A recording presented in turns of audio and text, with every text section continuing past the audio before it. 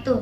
Perkenalkan, nama saya Aisyah Isnaini. Di video kali ini saya akan menjelaskan salah satu unsur kimia, yaitu mangan. Mangan adalah unsur kimia dalam tabel periodik yang memiliki lambang Mn dan nomor atom 25. Mangan termasuk golongan transisi yang merupakan logam yang berwarna putih abu-abu yang penampilannya serupa dengan besi tuang.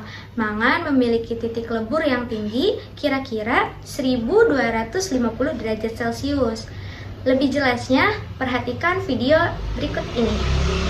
Pada tahun 1774, Ken dari Swedia menemukan sebutir mangan berukuran kancing dengan memanaskan bersama biji mangan lunak dan arang dalam wadah. Mangan adalah salah satu unsur yang tersebar luas di kerak bumi. Biji oksidasinya, biji mangan lunak dikenal dan digunakan oleh orang-orang di zaman kuno. Namun, sampai tahun 1970-an abad ke-18, ahli kimia barat masih menganggap biji mangan lunak sebagai mineral yang mengandung timah, seng, dan kobalt.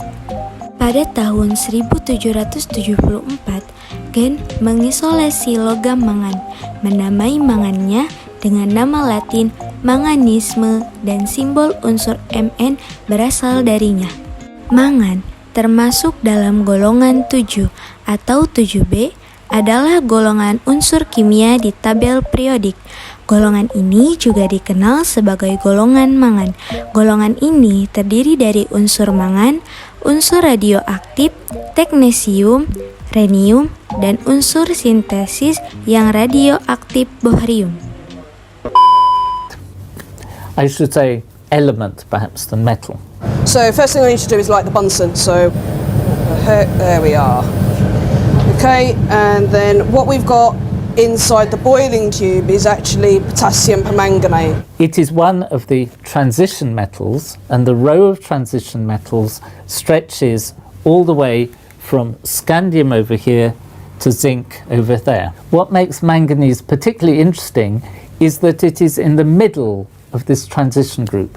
There are 10 transition metals from scandium to zinc, and manganese is number 5. The reason they're 10 is because each of them has a certain number of d electrons, 1 for scandium, 10 for zinc.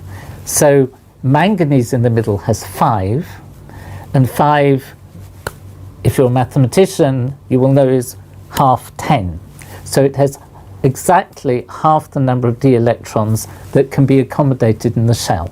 All I've gone and done is just popped a couple of spatulas of potassium permanganate into the boiling tube, and as you can see from the colour, it's a very, very dark, almost black, possibly a dark green.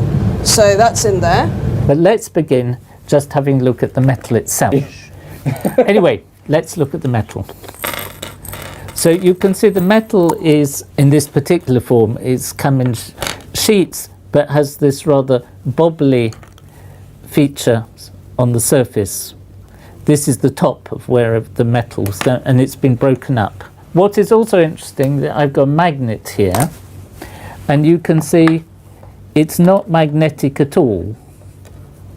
And you can't metals is that they're coloured. And here's manganese sulfate, almost white.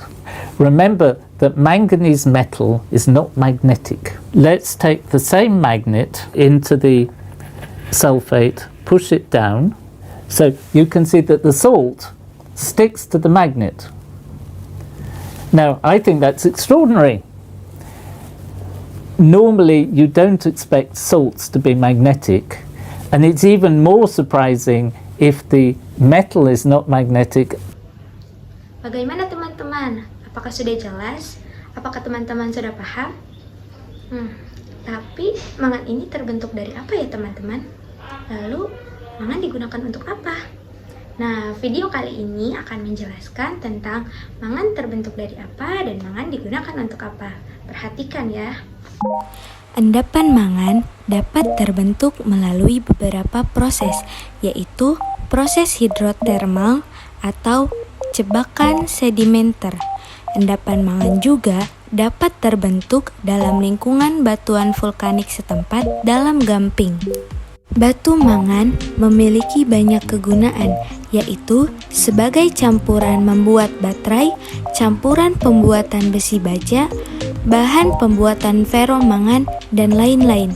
Nusa Tenggara Timur terkenal dengan hasil tambang mangan dan diakui sebagai salah satu yang terbaik di dunia. Indonesia, mangan ditemukan sejak tahun 1854 di Karangnunggal, Tasikmalaya, Jawa Barat, tetapi baru dieksploitasi pada tahun 1930. Potensi cadangan biji mangan di Indonesia cukup menjanjikan.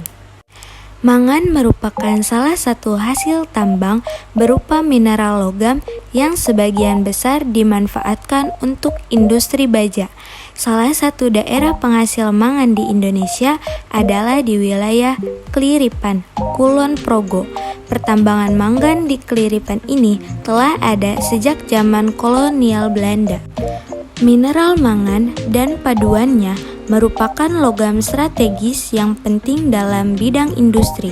Aplikasi mangan paling banyak digunakan dalam produksi baja, pupuk, baterai sel kering, cat, dan bahan kimia lainnya.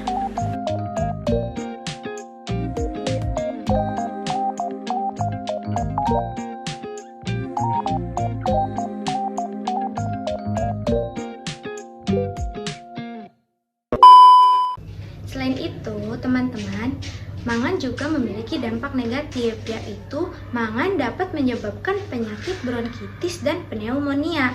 Mangan juga menyebabkan penyakit yang mirip dengan influenza, yaitu pneumonitis mangan.